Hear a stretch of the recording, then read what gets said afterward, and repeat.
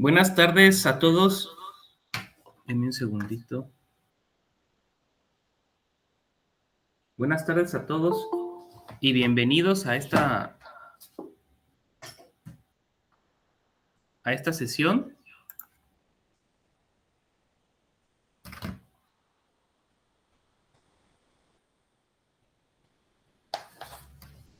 Ok.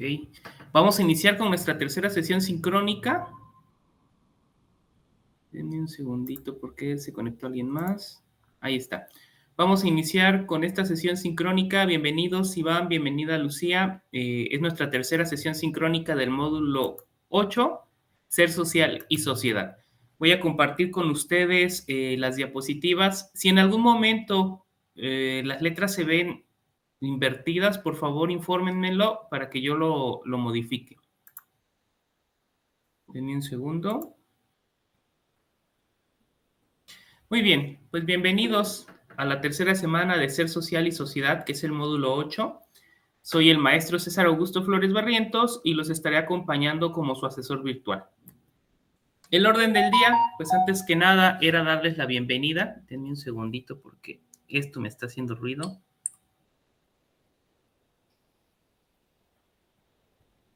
Bien, antes que nada era darles la bienvenida. Después revisaremos el propósito de esta tercera sesión. Después de esto les daré recomendaciones generales, revisaremos el objetivo de la unidad 3 que lleva por nombre la metodología de la investigación social aplicada en el entorno, revisaremos los recursos que Prepa en línea ha puesto a nuestra disposición para esta tercera semana, así como las instrucciones de las actividades integradoras 5 y 6 y las rúbricas con las cuales se van a evaluar dichas actividades.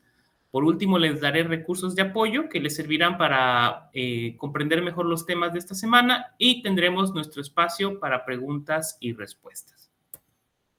¿Cuál es el propósito de esta sesión? Pues es revisar los temas de la semana para dominar los contenidos necesarios que les permitan realizar las actividades integradoras de forma adecuada. Una recomendación que les he venido indicando desde la primera semana es que sigamos las reglas de la etiqueta. Saluden al enviar un mensaje o ya sea por plataforma o correo electrónico, traten de expresarse de forma clara, no den muchas explicaciones, sean concretos. Recuerden que somos humanos y todos nos podemos equivocar de ambos lados de la pantalla. Revisen si han recibido mensajes en plataforma con anterioridad, usen de forma adecuada las mayúsculas y minúsculas y esto es también para las actividades integradoras. La semana pasada tuvimos varias actividades en las cuales usaron de forma exclusiva mayúsculas. Recuerden que al ser actividades educativas académicas necesitamos usar la mezcla de mayúsculas con minúsculas. Lean los mensajes antes de enviarlo. A veces estamos enojados, está bien que nos expresemos, escribámoslo, pero borrémoslo y volvamos a escribirlo. Estoy seguro que les saldrá un mensaje más asertivo. Y esperemos el plazo normativo de 24 horas, recordando que sábados y domingos no entran dentro de este plazo, por lo que si envían un mensaje en viernes podrían recibir la respuesta incluso hasta el día lunes. Muy bien. Respecto a esta semana hay indicaciones muy importantes. La primera es recordar que tenemos actividad socioemocional. Para eso hay que entrar a la actividad. Voy a poner el marcador, denme un segundo. Hay que entrar en actividades, vamos a ver un corazoncito blanco en un fondo rojo que dice actividad socioemocional. Si damos clic a ese icono nos llevará la información que necesitamos, que es un PDF interactivo y una sesión grabada. Revisen el PDF interactivo, no se entrega, revisen la sesión para que después realicen el cuestionario socioemocional. Esta es la actividad en sí, el cuestionario socioemocional, que tiene un valor del 5% de nuestra calificación total del curso. Entonces, no lo dejen pasar. Por otro lado, abajo de las actividades en plataforma van a encontrar cuestionarios. Estos cuestionarios son muy importantes. Son de opinión, uno sobre la función que cumple su servidor, asesor virtual, y otro es sobre el módulo. Si ustedes no contestan estos cuestionarios, no podrán revisar los contenidos y las actividades de semana 4. Y son muy importantes para nosotros porque nos permiten conocer las áreas de oportunidad que nosotros mismos podemos mejorar en nuestra práctica docente. Por otro lado, recuerden que si por algún motivo no pudieron entregar las actividades integradoras de semana 2, que son la 3 y la 4, Tienen 72 horas después de la fecha de entrega para solicitar la extensión. Es decir, tienen hasta el miércoles 8 de diciembre a las 23:55 horas. Y recuerden que sobre actividades formativas, que son los cuestionarios que encontramos en actividades, no es posible otorgar ninguna extensión. Muy bien. ¿Cuál es el objetivo de nuestra unidad 3? La metodología de la investigación social aplicada en el entorno. Desarrollar las competencias requeridas para diferenciar entre fuentes confiables y no confiables de información para su uso en procesos de investigación social. Recuerden que toda investigación pues requiere información, no sale de la nada, no surge de la nada, por eso se habla de que el conocimiento es acumulativo. Y cuando nosotros queremos hacer una investigación, pues vamos a buscar fuentes, pero debemos aprender en esta sociedad del conocimiento que existe una cantidad de información tan grande a la cual podemos acceder hoy en día que necesitamos aprender a diferenciar entre una fuente confiable y una fuente no confiable. Y esto también nos sirve para el día a día, porque recuerden, tan solo recuerden las fake news que tuvimos en la época de la pandemia o en los picos más altos de la pandemia y que hicieron que la sociedad actuara de una forma irracional. Fueron muchas las noticias en las cuales escuchábamos de comunidades o colonias en las cuales atacaban a los enfermeros, a las enfermeras, a los doctores, a las doctoras que vivían en esa colonia por creer que ellos llevaban el COVID a la colonia. Y eso se dio por información que estaba circulando en redes o en mensajes de WhatsApp que hacía que las personas actuaran de forma irracional. Por eso es muy importante aprender a discriminar entre información confiable e información no confiable. Muy bien, los recursos que Prepa en línea ha puesto a nuestra disposición, tenemos la guía, pero también tenemos recursos como es el video en el cual se recupera información de módulos anteriores, PDFs, videos y recursos interactivos, así como es nuestro foro Aprendiendo. Recuerden que su participación en el foro Aprendiendo es muy importante porque nos permite construir el conocimiento. Y no se olviden, tenemos 2 encuestas de opinión que si no las realizamos, no podremos revisar los contenidos de semana 4. ¿Cuáles son los aprendizajes esperados para esta tercera semana? Reactiva conocimientos previos de la educación secundaria, así como otros del semestre en curso. Identifica alternativas para abordar el tema. Evaluar, criticar y enriquecer el propio proyecto de vida al incorporar prácticas realizadas en clase y resultados de ellas relativos al respecto a los derechos de los individuos en el contexto de la diversidad cultural. Evaluar, criticar y enriquecer el propio proyecto de vida al incorporar prácticas realizadas en clase y resultados de ellas relativos a los derechos del individuo frente a los derechos de la colectividad. Examinar las limitaciones, veracidad y aportaciones de distintas fuentes de información de la red. Comprender la importancia de las fuentes fidedignas para sustentar argumentos. Asocia los datos e ideas de los textos leídos a una opinión. Examina las limitaciones y aportaciones de los resultados de las investigaciones, emitir y fundamentar por escrito una opinión original y preparar de manera oral y escrita la defensa y sustento del ensayo.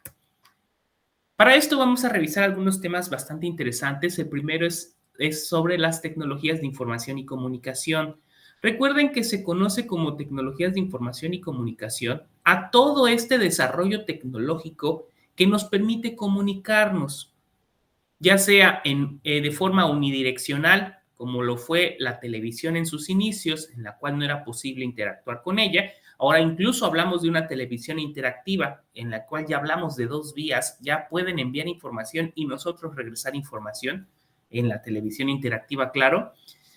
Estos son medios unidireccionales, pero también en los medios bidireccionales, como son todos los que tienen relación con Internet. Y aquí podemos encontrar las páginas web, los foros, las wikis, etcétera, etcétera.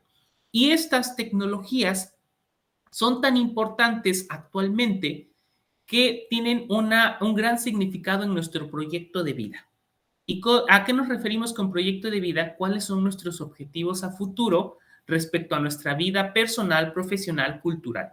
Entonces, ustedes, por ejemplo, dentro de su proyecto de vida están muy, muy arraigadas las tecnologías de la información y comunicación porque ustedes en este preciso momento las están utilizando para su formación académica. Y es muy probable que muchos de ustedes tomen la decisión de que terminando este proyecto, que es prepa en línea, decidan ingresar a una universidad que sea virtual, como la Universidad Nacional a Distancia de México, la UNAM.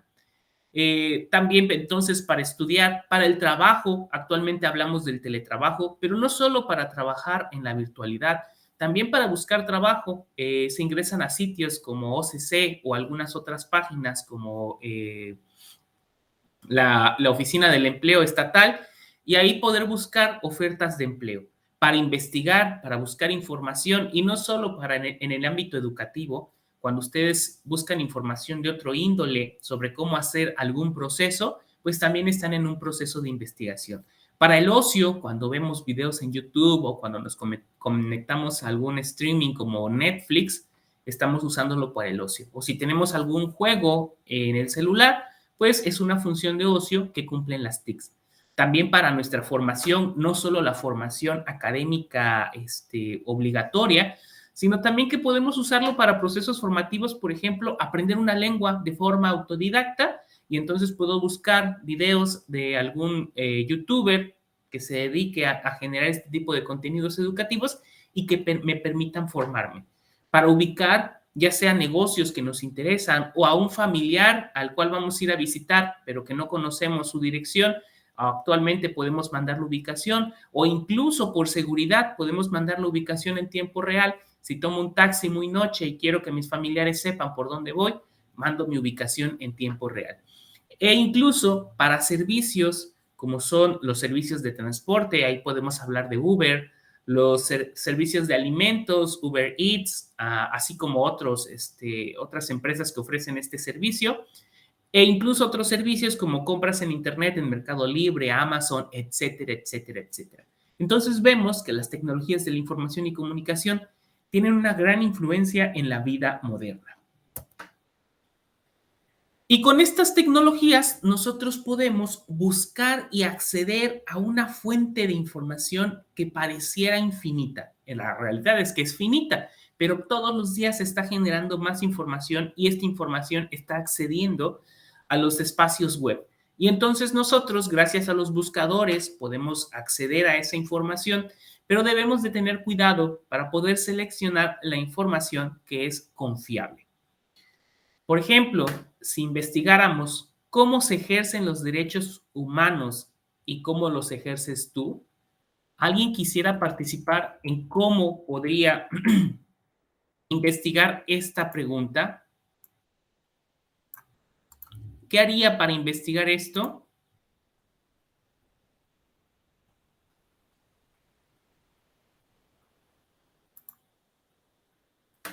Iván o Lucía, ¿qué harían para investigar cómo se ejercen los derechos humanos y cómo los ejercen ustedes?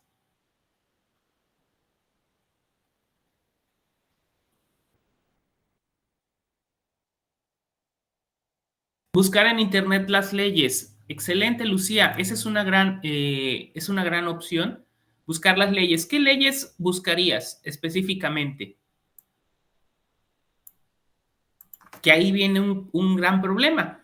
La idea es muy buena, pero cuando busco leyes, entonces me encuentro con que en el país tenemos diferentes códigos, que son un compendio de leyes, además de nuestra Carta Magna, y entonces la cantidad de leyes que están relacionadas con los derechos humanos resultan bastante amplias, y si es una actividad que no es un proyecto integrador, que no requiere que yo aplique tanto tiempo, podría llevarme mucho tiempo. Entonces voy a abrir un buscador. Denme un segundo. Por ejemplo, aquí estamos en Google y un error muy común es buscar la pregunta completa. Esto es un error muy común en estudiantes de nivel básico y medio superior. No digo que ustedes lo cometan, pero es un error muy común querer buscar la pregunta completa. Y vean que cuando buscamos la pregunta completa, pues sí vamos a encontrar información. Por ejemplo, aquí vemos una página de la CNDH, la Comisión Nacional de Derechos Humanos. Es una página de una organización mexicana. Esto me lo está diciendo la propia dirección. Vean cómo de la dirección podemos sacar información. Ya saqué información de la institución de la cual proviene la información.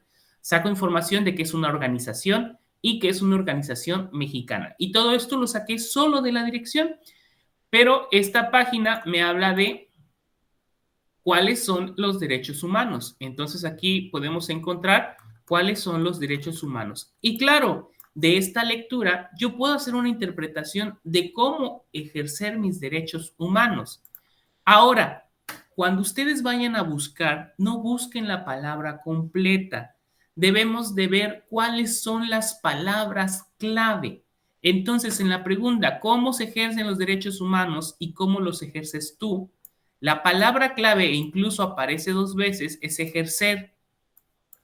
Y entonces podemos buscar ejercicio de los derechos humanos, por ejemplo. Incluso podemos quitar de los, porque en verdad eso mete un poco de ruido y podríamos dejar ejercicios de derechos humanos. Y vean, ahora encontramos el ejercicio de los derechos humanos en México es la materialización de las aspiraciones y los retos que a través de la historia reciente han expresado las organizaciones de la sociedad civil en la lucha constante. Vean que aquí ya nos habla específicamente del ejercicio de los derechos humanos y en México. Y de esta lectura yo puedo interpretar cómo ejerzo mis derechos humanos, de entender qué es el ejercicio, a qué se refiere ejercer los derechos humanos. Y vemos, por ejemplo, en la dirección también veo que es una fuente confiable. ¿Por qué? Para empezar, es una revista, pero no es una revista de cualquier institución, es de la UNAM. Y esta es considerada la máxima casa de estudios de México, la Universidad Nacional Autónoma de México. Y aquí mismo la extensión me dice que es una página mexicana, y entonces esta es una página muy confiable. Por 2 cosas.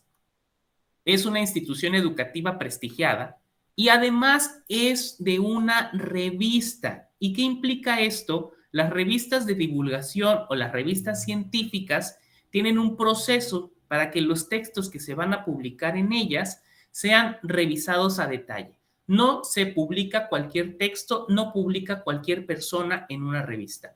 Pasa por un proceso al cual se le llama la revisión de doble ciego, en la cual van a determinar si la información que se está virtiendo en ese artículo es fidedigna, es original y cumple con los objetivos de la revista. Y entonces aquí vemos que es de una revista, viene la información, la podemos incluso ver en PDF, el ejercicio de los derechos humanos en México, fruto de la lucha constante de la sociedad civil. Entrevista con el maestro Emilio Álvarez y Casa Longoria. Vean que es una entrevista. Muy bien. Otra técnica que les puede servir para buscar es buscar en Google académico, pero también pueden buscar en Google y encontrar muy buenos resultados. Si ustedes agregan la frase file type es un comando y le indica al buscador que yo solo quiero cierto tipo de archivos. Ahí le dice buscar el tipo de archivo y yo puedo poner PDF, todo se escribe junto y entonces el buscador me va a entregar puros documentos en formato PDF. Vean qué valioso. Si yo quisiera que me entregara documentos en formato de Word, pongo la extensión de Word y entonces todos los documentos que aquí encontremos, vean, me dice que es un documento, y si le doy clic va a descargar un documento. Incluso si quisiera que fuera una presentación, puedo buscar presentaciones y ahora los documentos que si abro uno de estos, me va a descargar una presentación. Vean. Comisión de Transparencia y Acceso a la Información del Estado de Nuevo León. Entonces, este comando, que es file type, nos permite ubicar archivos bajo un formato específico que nosotros necesitemos. Ahora, supongamos que busco en PDF, ejercicio de los derechos humanos, pero además me han solicitado en mi actividad que sean documentos de no más de 10 años o de no más de 5 años de antigüedad, que sea información reciente. Para eso tenemos la función herramientas y si le damos clic a herramientas, aquí podemos ver que dice cualquier fecha, última hora, últimas 24 horas, última semana, último mes, incluso último año, o puedo personalizarlo. y puedo decir si es para los últimos 5 años, 2020, 19, 18, 17, 16. Desde el 6 de diciembre de 2016 hasta el 6 de diciembre del 2021. Y entonces me va a buscar documentos que se encuentren en ese rango de fechas. Vean, está buscando del 12 de junio del 2016. Aquí lo pusimos mal porque como está en inglés, entonces teníamos que escribirlo al revés. Primero el mes, luego el día. Pero bueno, vean, ya estoy especificando los años. Incluso puedo especificar únicamente años y también me lo va a respetar. Y entonces todos estos documentos van a estar dentro de estas fechas. Estas herramientas de búsqueda son muy importantes. Recuerden, palabras claves, el comando tipo de archivo e incluso poder usar una búsqueda más específica con herramientas especificando la fecha. Incluso si lo que yo quiero son noticias, podemos darle clic a noticias, a videos, imágenes, todo. Muy bien, espero que esta breve explicación sobre cómo realizar una búsqueda sea de utilidad para ustedes, principalmente para las actividades que vamos a tener esta semana, pero esta es información que ustedes pueden aplicar durante toda su formación en prepa en línea y posterior. Entonces recuerden que podemos encontrar fuentes de información que son falsas, información que no es fidedigna, y por eso es muy importante que nosotros aprendamos a discriminar la información. ¿Cómo podemos discriminar la información? Recuerden que hay diferentes fuentes de información: virtuales, escritas, orales, artísticas y multimedias. Dependiendo del tipo de fuente, va a ser los criterios que vamos a utilizar para determinar si esa fuente es confiable o no. Cuando hablamos de fuentes virtuales, nos referimos a toda esa información a la cual nosotros accedemos a través de la red, a través de Internet, ya sea a través de un teléfono, una tableta, un dispositivo inteligente, una computadora, una laptop. Escritas son todas aquellas fuentes que están publicadas en físico, como los libros, los folletos, las revistas. Recuerden que para que un libro sea o una fuente escrita sea fidedigna o sea de utilidad, debemos de revisar la editorial, el autor, el año en el que fue publicado y además siempre tener en cuenta cuál es nuestro objetivo. Por ejemplo, si yo estoy haciendo una investigación social sobre creencias populares, alguien podría decir, es que utilizar folletos que reparten en la calle de personas que hacen lectura de cartas no es información fidedigna. Pero dado que mi objetivo es ver creencias populares, entonces esa fuente resulta fundamental para mí en una investigación social, porque es una forma de obtener información que se está propagando en mi comunidad sobre creencias que tienen en esta comunidad. Entonces, una fuente que pareciera no ser fidedigna podría ser de utilidad, aunque la información ahí vertida no sea información científica, sí es de utilidad para mi investigación por el objetivo que tengo en la misma. Entonces, por eso les digo, hay que tomar muy en cuenta cuál es mi objetivo de investigación o de indagación, qué busco demostrar. Las fuentes orales son las entrevistas que hacemos con una persona, las encuestas. Recuerden que para que una fuente oral sea útil, pues sigue siendo fundamental determinar el objetivo de mi investigación. Si yo quiero investigar los avances en genómica, no voy a entrevistar a estudiantes de secundaria o de preparatoria porque conocerán lo que pueden encontrar en la red, pero no me podrán dar información más especializada al respecto. Tendré que consultar a un doctor en ciencias genómicas, por ejemplo, que pueda darme información más actualizada respecto al tema y que es un especialista del tema. Pero si mi interés es conocer cuál es la música favorita en estudiantes de prepa en línea de la Secretaría de Educación Pública, entonces no es interesante entrevistar a los asesores virtuales, a nuestros tutores, a nuestros AMES, porque si yo les pregunto a ellos, asesor César, ¿cuál cree que es la música más favorita de los estudiantes de prepa en línea? yo podré contestar algo que no sea de utilidad porque yo no conozco a todos los estudiantes y no he conversado con ellos sobre sus gustos musicales y entonces mi información es poco útil. Ahí tampoco nos servirá entonces la experiencia del experto en genómica, porque probablemente él no trabaja ni siquiera con estudiantes de nivel medio superior y menos de prepa en línea, y entonces, pues su opinión también es poco útil. Y ahí la información que nos pueden proporcionar nuestros compañeros de prepa en línea, estudiantes de este nivel, pues entonces ahí sí es muy útil porque es justamente lo que yo estoy investigando. Lo mismo pasa con las fuentes artísticas y multimedia. Para que sean de utilidad para mí, pues deben ser importantes o deben estar enfocadas en el objetivo que persigue mi proceso de indagación. Recuerden que los tipos de fuentes podemos hablar de hechos que se investigan y entonces podemos tener fuentes primarias, secundarias y terciarias. El nivel de primarias, secundarias y terciarias depende de dónde estoy obteniendo esa información. Por ejemplo, si regresamos a avances en genómica, si la información la estoy obteniendo de la fuente de la cual está surgiendo esta información, de este investigador, de este doctor en ciencias genómicas que está haciendo investigación en la UNAM, y es él quien está haciendo la investigación, es una fuente primaria de información. Incluso si lo leo de un artículo que él está publicando, es una fuente primaria de información.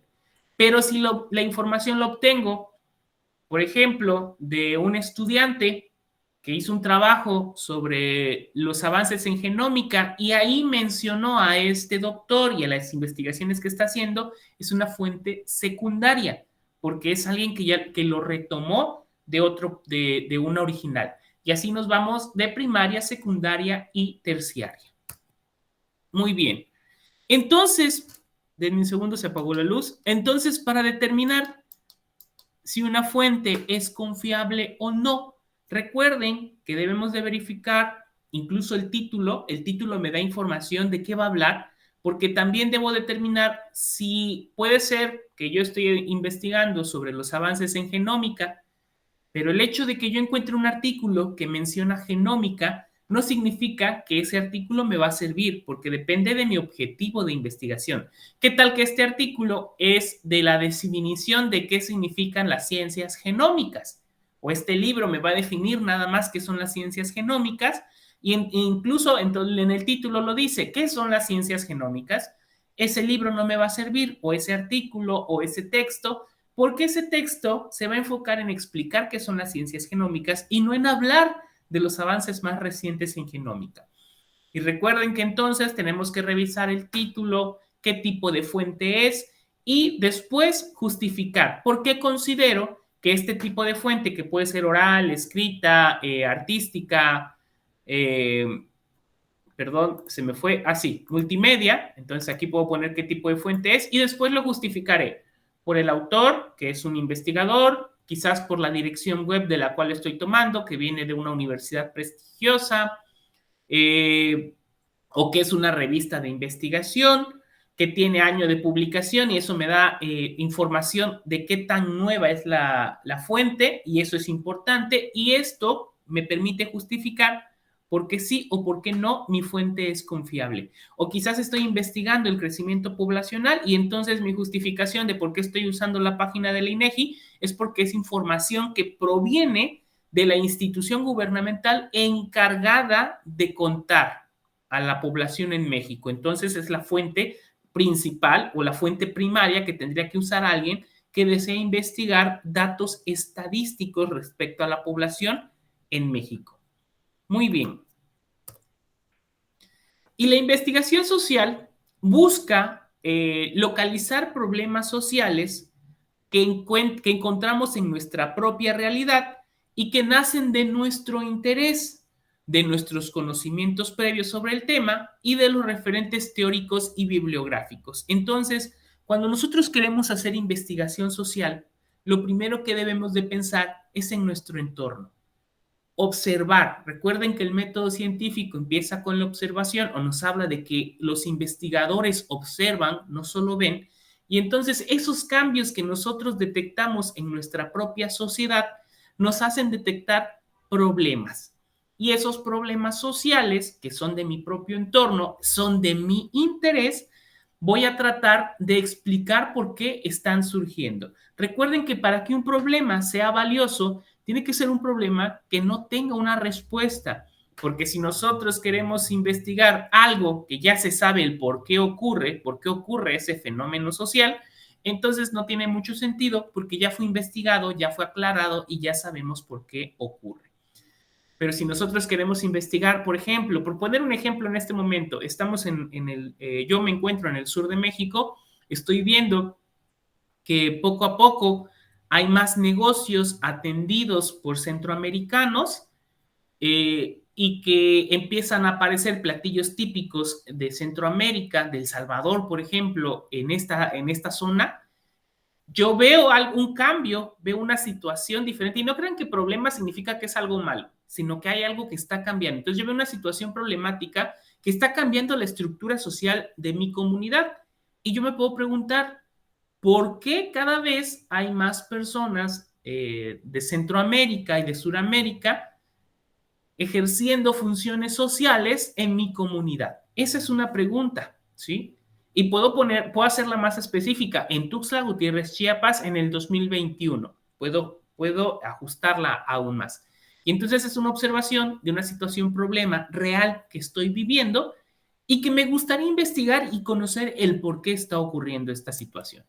Y esto nos lleva entonces al planteamiento del problema. En el planteamiento del problema, primero voy a empezar describiendo el problema. Puedo empezar describiendo la zona de Tuxtla Gutiérrez o Chiapas en general. Nos vamos de lo general a lo específico. El tipo de actividades económicas que se encuentran en esta región, que somos principalmente agrícolas. En la capital no, es más de servicios. Tuxtla Gutiérrez es más de servicios. Pero no somos un estado industrializado o altamente industrializado. Somos más de producción agrícola, poco ganadera, pero más agrícola. Entonces, puedo empezar justificando o planteando el problema desde mi realidad general, llegando a la realidad específica de mi ciudad, que es una ciudad en la que principalmente las actividades son los servicios. Puedo explicar también la situación que se vive en el centro y sur de América, hablar de los problemas económicos que enfrenta la región, incluso México enfrenta problemas económicos, y ahí estoy planteando el problema. Y cómo en los últimos años han existido caravanas de migrantes que buscan llegar al norte del país para cruzar la frontera y llegar a Estados Unidos, pero que en estas migraciones, parte de las caravanas parecen estarse quedando en la región y empezar a ejercer funciones sociales. La pregunta entonces es, ¿qué los ha llevado a optar por quedarse en esta zona del país en lugar de seguir su camino hacia el norte? Cuando la situación económica en la región también es baja. Entonces, aquí la pregunta es, ¿por qué quedarse en Chiapas cuando Chiapas también tiene problemas económicos graves? No somos una zona industrializada y entonces también hay inseguridad. ¿Por qué quedarse acá en lugar de continuar su viaje hacia los Estados Unidos? Y entonces ahí estoy describiendo todo el problema. También puedo hablar de la viabilidad, qué tan posible es hacer esta investigación. Cuento con los recursos, que pueden ser los recursos de tiempo, los recursos financieros, los recursos humanos, cuento con el personal para investigar esto. Y posteriormente, normalmente el planteamiento del problema termina con la pregunta de investigación, que responde al qué, dónde y cuándo. Después de que describimos todo el problema, se suele terminar con una pregunta de investigación, que en este caso burdo que estamos construyendo, podríamos decir, ¿por qué parte de la caravana migrante se quedó en Tuxtla Gutiérrez, Chiapas, a ejercer funciones sociales en el 2021? ¿Sí? Esa es la pregunta. ¿Por qué parte de la caravana migrante se quedó a ejercer funciones sociales en Tuxtla Gutiérrez, Chiapas? Vean cómo lo estoy delimitando. No me interesa en todo Chiapas, no me interesa en Tabasco, en Oaxaca, porque no tengo la capacidad, la viabilidad para investigarlo en todo el sur de México, pero sí lo puedo investigar en mi región y específicamente en mi ciudad, en Tuxtla Gutiérrez, Chiapas, en el 2021. Me interesa investigarlo en este año. No puedo investigarlo en el 2020. Tal vez podría con fuentes escritas o orales, pero en este momento me es más fácil investigarlo en este año. Y esa es mi pregunta de investigación. Después viene el objetivo. El objetivo es una oración. No crean que son párrafos y párrafos. El objetivo principal es una oración y suele iniciar con un verbo de acción en infinitivo y dar respuesta al qué, por qué, quién, dónde. Debe ser medible, alcanzable y relevante. Es decir, yo ya planteé mi problema.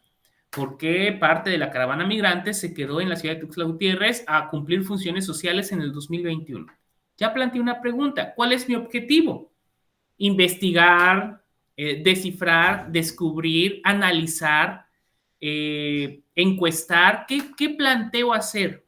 En este caso, por ejemplo, analizar la situación de los migrantes que decidieron quedarse en la ciudad de Tuxtla Gutiérrez, Chiapas, ejerciendo funciones sociales en el 2021. Vean que va muy relacionado con la pregunta de investigación, porque mi pregunta de investigación, pues me plantea el problema al cual yo me quiero enfrentar y entonces mi objetivo es resolver ese problema. Entonces ahí yo ya estoy dando un objetivo. Después del objetivo central podemos tener objetivos específicos. Los objetivos específicos son los pequeños pasos que me van a permitir alcanzar mi objetivo general.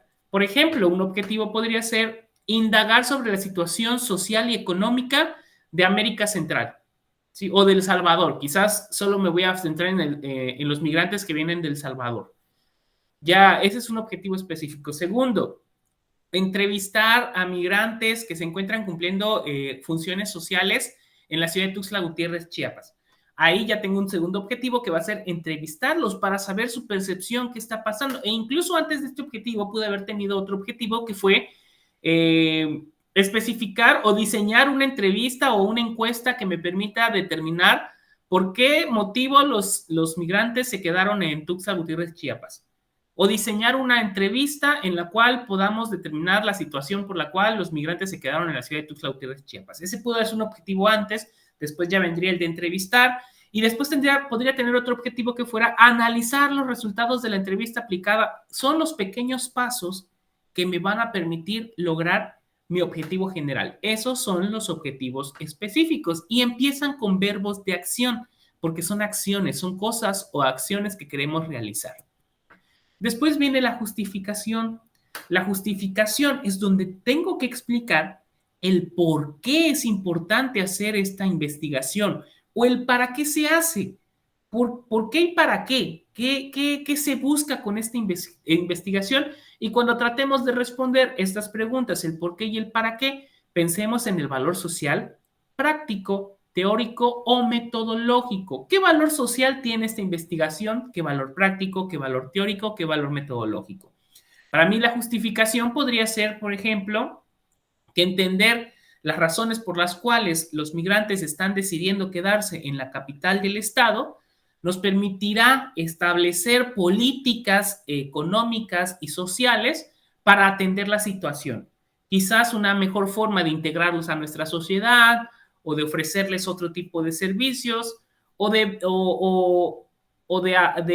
ver esta situación, cómo abordarla. Y entonces ya hay un valor social. Entender por qué se están quedando tiene valor social para la política económica y social de mi entidad. Y entonces es importante. También podría tener una función práctica para establecer una nueva política económica. Incluso podría yo al final proponer cambios en la política migratoria de mi localidad. Delimitación espacial.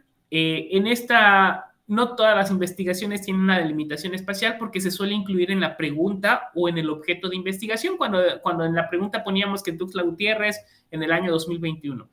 Pero a veces se nos pide en trabajos que señalemos la delimitación espacial. ¿Y a qué se refiere? Precisar exactamente en dónde se va a llevar a cabo la investigación. En todo México, en todo el sur de México, en todo Chiapas, solo en la ciudad de Tuxtla Gutiérrez, e incluso yo podría delimitarlo más, quizás solo en el centro de Tuxtla Gutiérrez, Chiapas, que es donde he localizado negocios que son atendidos por migrantes, y entonces solo en la región comercial o en la zona comercial de Tuxtla Gutiérrez, Chiapas. Lo estoy delimitando. Mientras más delimitado sea, menor será el esfuerzo de trabajo, pero menos podremos llevar estos datos a una extrapolación, a decir que son reales para toda la sociedad. Mientras más grande sea mi espacio que voy a estudiar, pues obtendré datos que en verdad reflejen el comportamiento de toda la sociedad, pero ese trabajo requerirá muchísimos recursos temporales y humanos.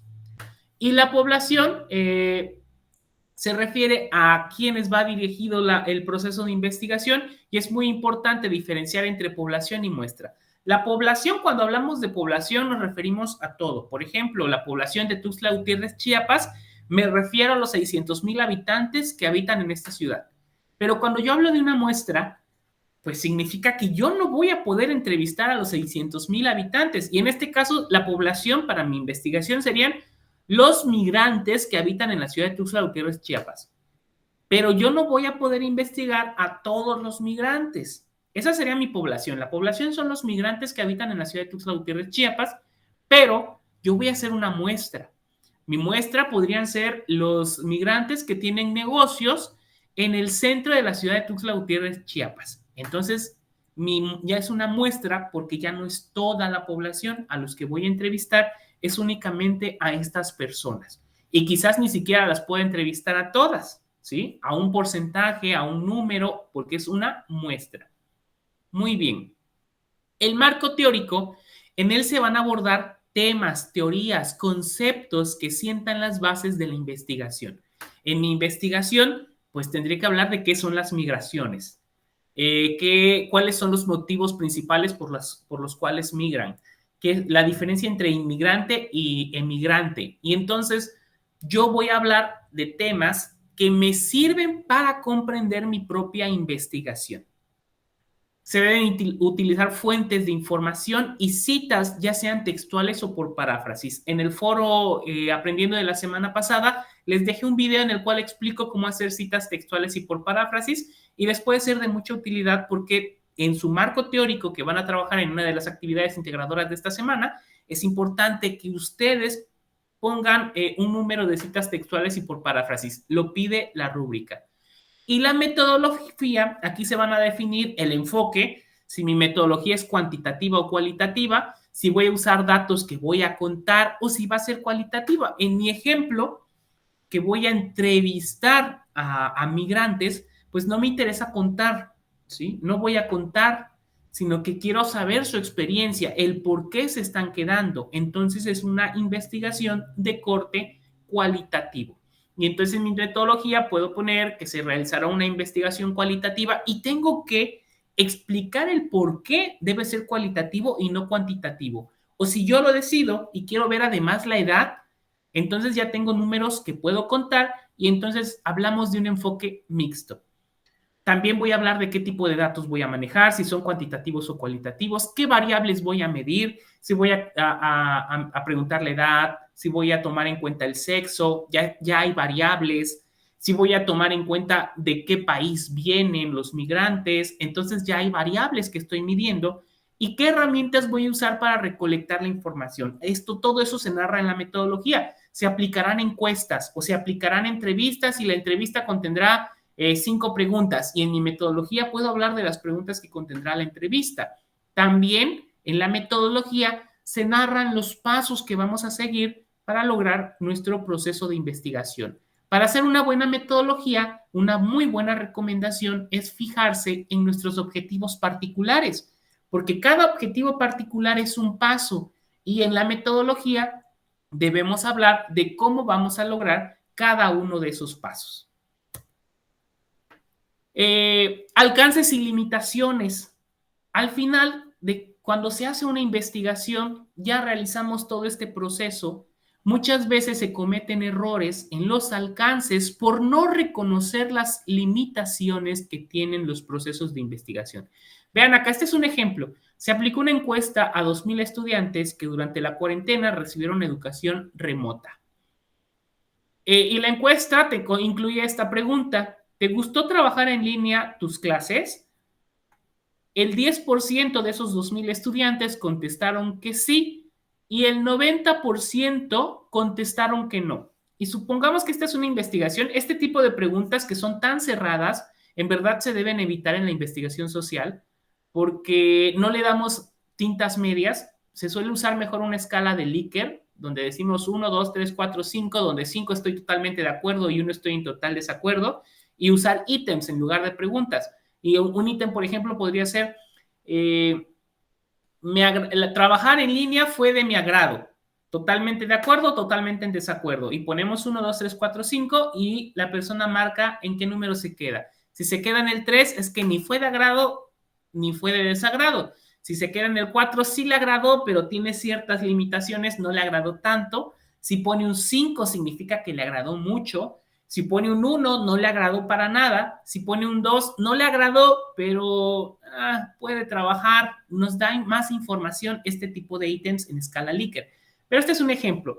Y supongamos que el investigador ya aplicó su encuesta a esos 2,000 estudiantes y obtuvo estos resultados, y en su investigación dice o concluye que entonces la educación virtual falla, no funciona, no cumple con sus objetivos. ¿Por qué esta conclusión es errónea? ¿Quién me puede decir por qué podemos considerar que esta conclusión es errónea? Que no podemos decir que la educación virtual no funciona aunque tengamos estos resultados. ¿Alguien tiene alguna idea?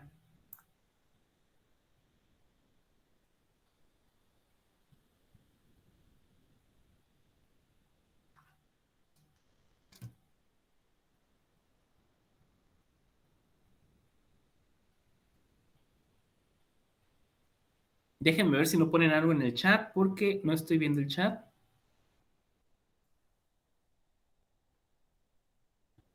Dice Lucía, porque es muy cerrada, es correcto, porque además, voy a volver a poner la presentación, porque además, compañeros, la pregunta no es si funciona o no. Esta pregunta o esta encuesta tiene limitaciones y su limitación es que solo se centró en la percepción del estudiante. No tomó en cuenta si los profesores en verdad dieron clases, qué plataformas utilizaron, qué estrategias se usaron, si en verdad fue educación a distancia o los maestros solo trasladaron lo que hacían normalmente en clase a correos electrónicos. Y entonces eso no es educación virtual, no es educación a distancia. Por lo tanto, mi investigación tiene limitaciones. Otra limitación, fueron 2,000 estudiantes. ¿De dónde?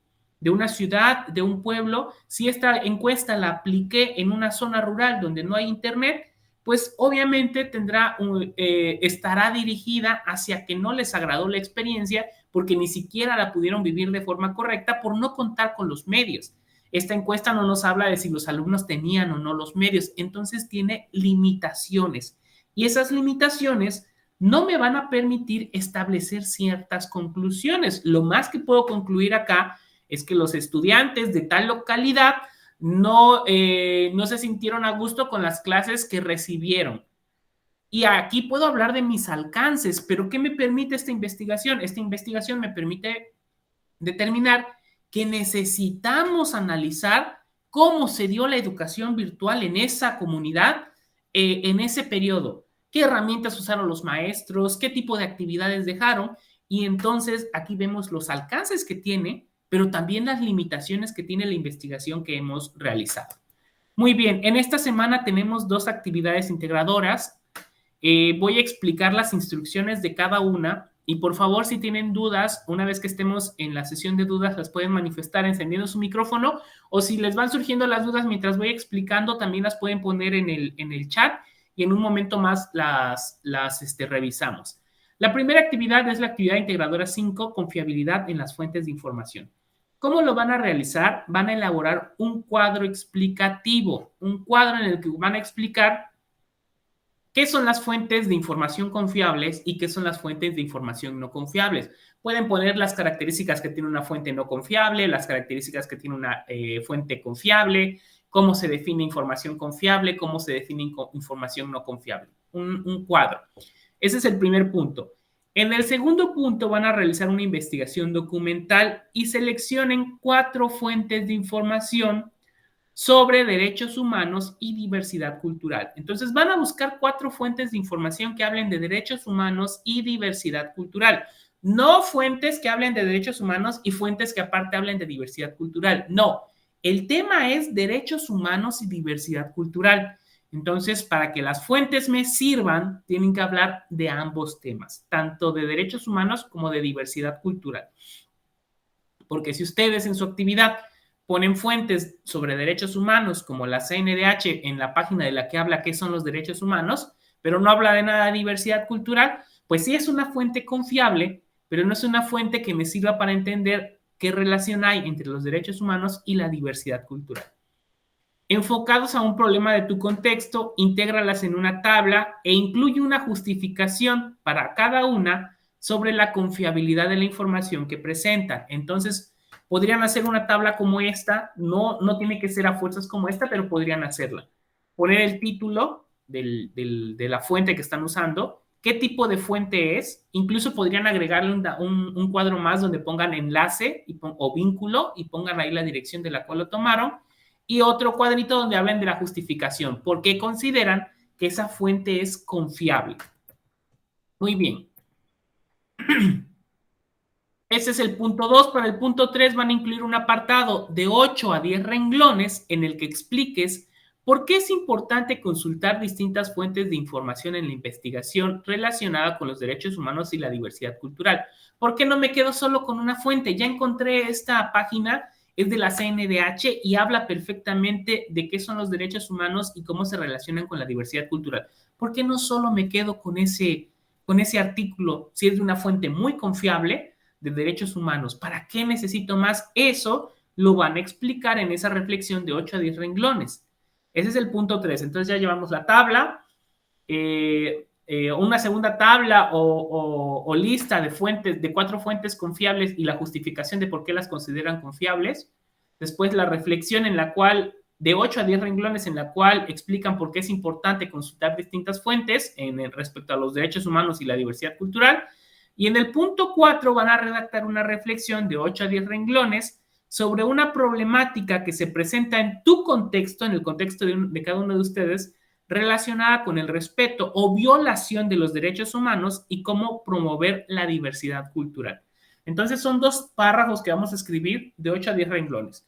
Uno en el cual explicamos el por qué es importante consultar diversas fuentes y otro que es una reflexión sobre una problemática que se presenta en nuestro propio contexto.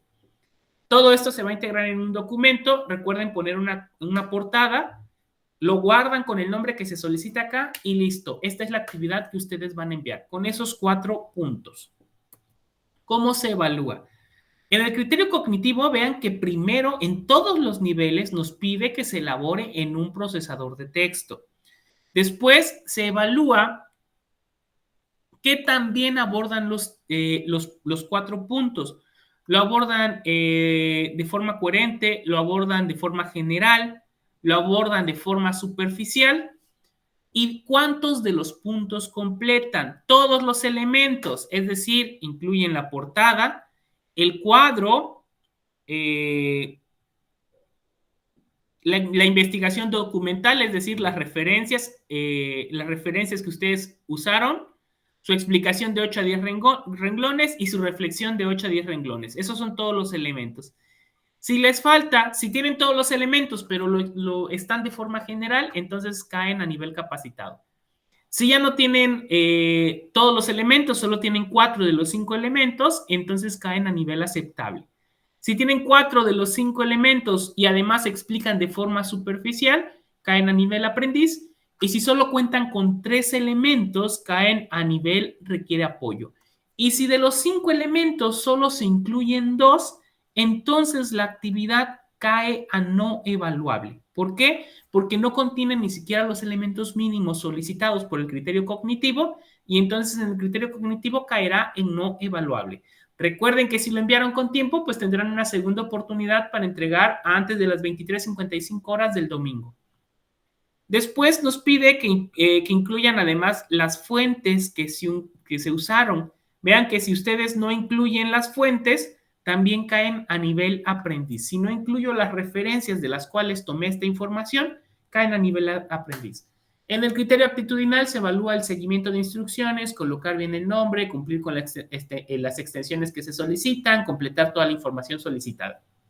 En el comunicativo, el número de errores gramaticales y ortográficos, y en pensamiento crítico, cuánto han comprendido los temas relacionados con esta actividad.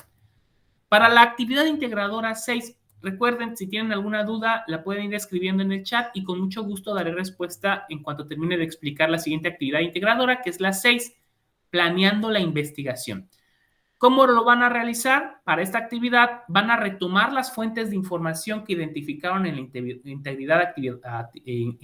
actividad integradora 5, sus 4 fuentes que ya tienen y que saben que son confiables, y estas van a ser la base para que puedan realizar la investigación sobre el tema.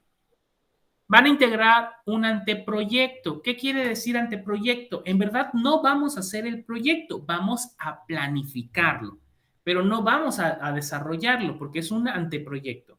Y el anteproyecto debe incluir la portada, una introducción en la cual van a contextualizar al lector. Recuerden que una introducción no es decir, en este trabajo hablaré de, van a contextualizar sobre el vínculo de los derechos humanos y la diversidad cultural. En la introducción pueden hablar de qué son los derechos humanos, qué es la diversidad cultural, cómo se relaciona los derechos humanos con la diversidad cultural, y en un último párrafo ya pueden mencionar que van a trabajar en este proyecto.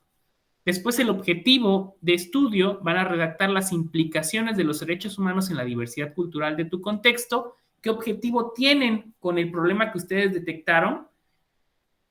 Luego van a plantear el problema, van a describir esa situación o el problema abordado sobre derechos humanos y diversidad cultural y que ustedes detectaron en su comunidad, en su propio contexto, lo van a redactar, van a explicarlo.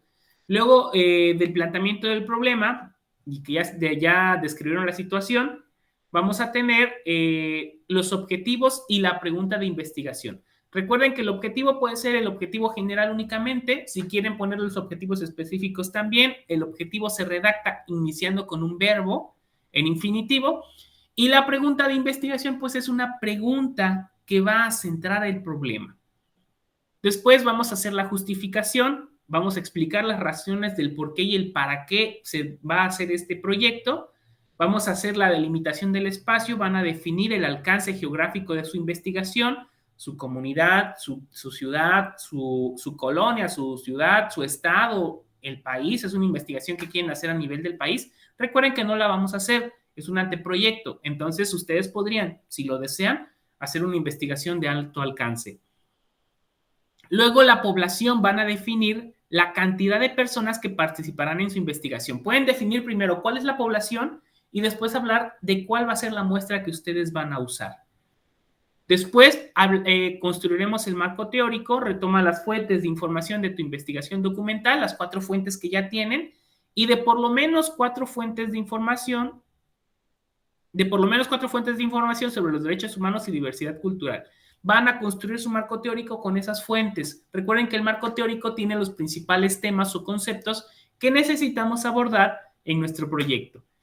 Y por último, el punto 10, la metodología, y en ella van a definir el tipo de metodología, ya sea cuantitativa o cualitativa, que utilizarán para su investigación de acuerdo con el tipo de información que pueden obtener. Son datos que pueden contar, son datos cualitativos, pueden hablar del tipo de variables, incluso pueden hablar de cómo realizarían el proyecto. Recuerden, es pequeños párrafos, no, porque no vamos a desarrollar el proyecto, es un anteproyecto.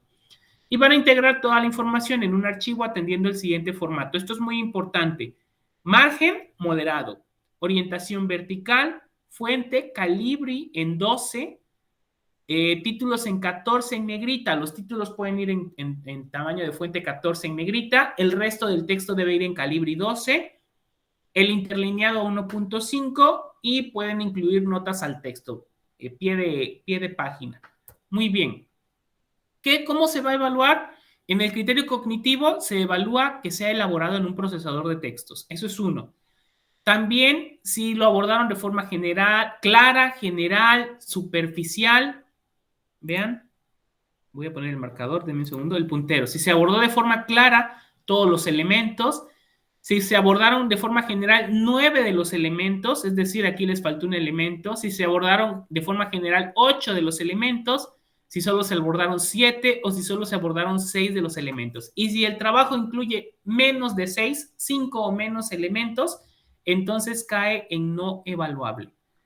¿Y cuáles son los elementos? Recuerden la portada, la introducción, el objetivo, el planteamiento del problema, objetivos y preguntas de investigación, la justificación, la delimitación espacial, la población, el marco teórico y la metodología. Los puntos que aquí nos pusieron, los 10 puntos. Muy bien, si faltan puntos o elementos, va cayendo la evaluación de la rúbrica de nivel. Y por último, atendió al formato solicitado e incluye fuentes, atendió al formato, incluye fuentes, atendió al formato, incluye fuentes, atendió al formato solicitado e incluye fuentes, sin atender al formato. Vean, tan solo por no atender al formato, si utilizan una letra número 16, un interlineado de 2, cae a este rubro, requiere apoyo porque no siguieron el formato y no mencionaron fuentes. Todos los otros niveles piden que se siga el formato y que señalen las fuentes, es decir, pongan sus referencias bibliográficas. En el criterio actitudinal se va a evaluar cuántos siguieron las instrucciones, en el comunicativo, el número de errores gramaticales y ortográficos, y en el pensamiento crítico, cuánto refleja la actividad que comprenden los temas de la semana. Como recurso extra, les dejo este video que tiene por nombre Derechos Humanos, Bioética e Investigación por Ignacio Maglio. Es un video en el cual tocan el tema y son temas que estamos hablando en este momento y que puede serles de utilidad para su proceso de las actividades integradoras. Recuerden que no es necesario en este momento copiar el enlace. Voy a subir las diapositivas más tarde al foro Novedades y ahí podrán consultarlo. Y ahora sí, hemos llegado a nuestro espacio para preguntas y respuestas. Antes de terminar y agradecerles por el tiempo que se tomaron para estar en esta sesión. Muy bien, voy a ver el chat. Lucía e Iván, si tienen dudas, es el momento. Es correcto, Lucía, deben enfocarse a una problemática de su comunidad que tenga relación con los derechos humanos y la diversidad cultural. Muy bien. Sí, es correcto, Lucía. Sí tiene que ser respecto a derechos humanos y diversidad cultural, pero un fenómeno o un problema que ustedes detecten en estos dos elementos dentro de su contexto. Muy bien, Iván, me da gusto que hayas comprendido todo. Recuerda que si tienes alguna duda cuando estés revisando la actividad y digas, ay, ¿aquí a qué se refiere? Me pueden mandar un mensaje, con mucho gusto les voy a contestar, ya sea que manden el mensaje al correo institucional o que lo manden a través de la plataforma y con mucho gusto lo voy a contestar. Si no hay, déjenme ver. Cuando son documentos, las referencias, ¿cómo se citan? Lucía, me gustaría saber a qué documentos te refieres. ¿Documentos físicos o documentos te refieres a un texto que encontraste en internet? Esa es una muy buena pregunta, Lucía.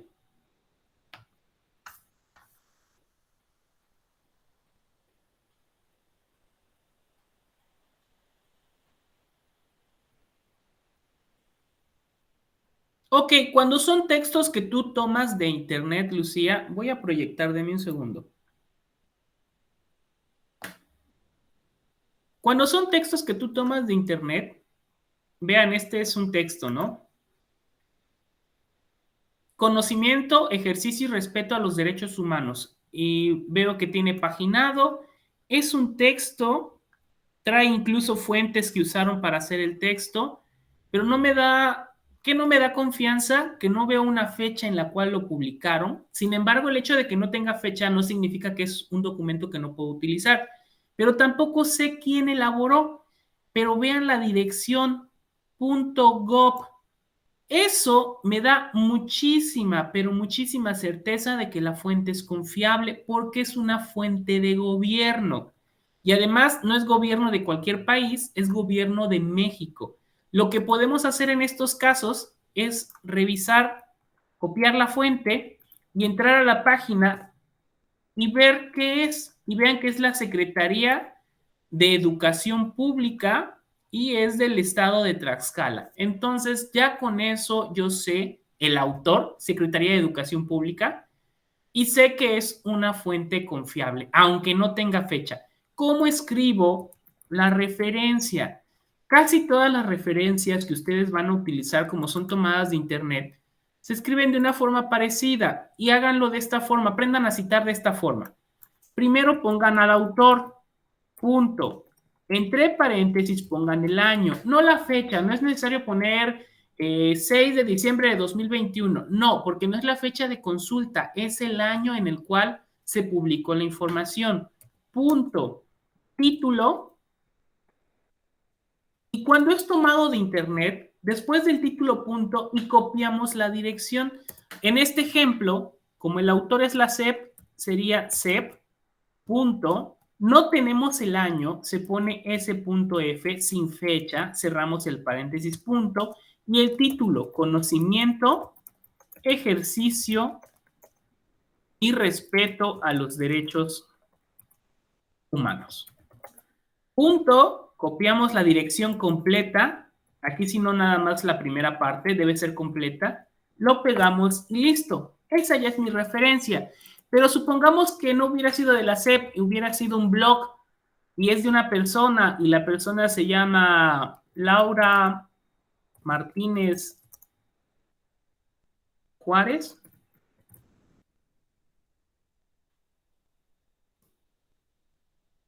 Es muy parecido, solo que en autor solo escribimos el primer apellido, en este caso sería Martínez, y ponemos las iniciales del segundo apellido y del nombre.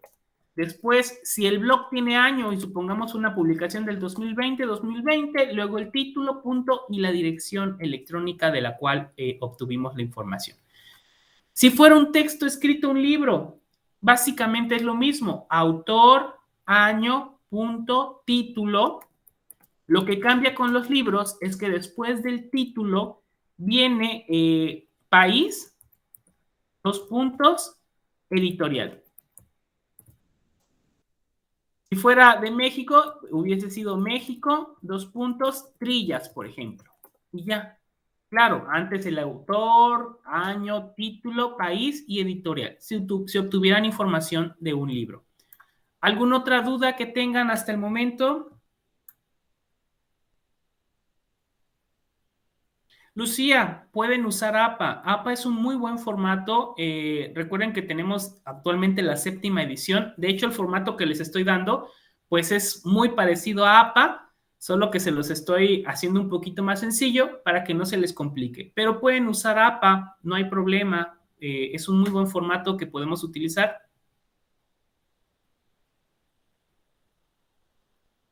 ¿Alguna otra duda, Lucía o Iván?